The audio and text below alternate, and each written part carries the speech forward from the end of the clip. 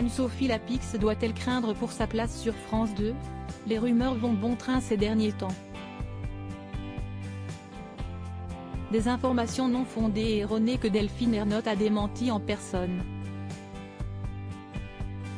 Et pour y mettre un terme, la présidente de France Télévisions a choisi de s'exprimer sur le sujet devant la commission des affaires culturelles de l'Assemblée nationale.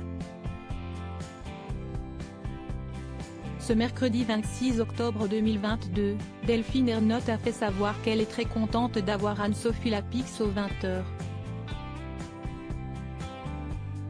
Un soutien ouvertement affiché à la présentatrice du JT de 20h en semaine après qu'un syndicat a affirmé qu'Anne-Sophie Lapix pourrait être poussée vers la sortie. Delphine Ernotte poursuit son soutien en ajoutant que le journal télévisé que la journaliste propose tous les soirs aux Français n'a jamais été aussi haut. La veille, le SNJ, Syndicat national des journalistes, de France Télévisions avait évoqué des départs annoncés en coulisses aux 20h de France 2, en particulier celui de Anne-Sophie Lapix. L'Élysée ne voudrait pas d'elle, comme nous l'avons écrit il y a quelques mois. Certains cadres de l'info seraient maintenant prêts à donner satisfaction au pouvoir, affirme le syndicat, alors qu'Alexandre Cara a remplacé Laurent Guimier comme directeur de l'information du groupe public début octobre.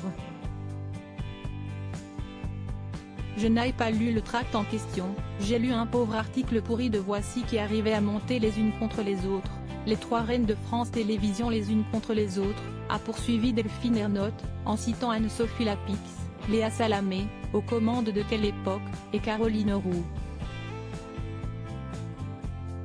Cet article dont fait aujourd'hui état la présidente de France Télévisions remonte à la semaine dernière. Pendant la campagne présidentielle, des voix au sein de la rédaction de France Télévisions avaient dénoncé le fait qu'Emmanuel Macron boudait le groupe public. Or, depuis, le chef de l'État a été le premier invité de l'événement, émission présentée par Caroline Roux, dans non pas un mais deux numéros, le 12 octobre et ce mercredi. La question du budget 2023 a également été soulevée par Delphine Ernotte, du fait de la suppression de la redevance télé annoncée l'été dernier. Suite à cette décision du gouvernement, le financement de l'audiovisuel public est assuré jusqu'à fin 2024 par une part prélevée sur la TVA, avant de trouver un système pérenne. Pour 2023, la dotation de l'audiovisuel public se monte à 3,8 milliards d'euros, dont 2,4 milliards pour France Télévisions plus 1% par rapport à 2022. Ça ne couvre pas du tout l'inflation, a indiqué Delphine Ernotte, qui dit devoir trouver 45 millions.